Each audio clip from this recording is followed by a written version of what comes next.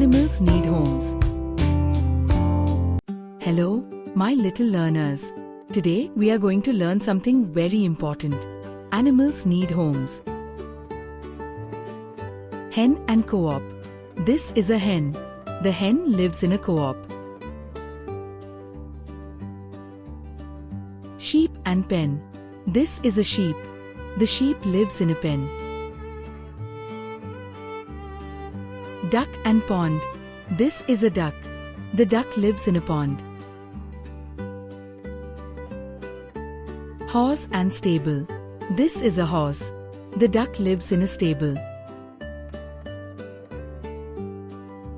Dog and kennel. This is a dog. The duck lives in a kennel. Cow and shed. This is a cow. The duck lives in a shed. Great job today, little stars. See you in the next lesson. Bye bye.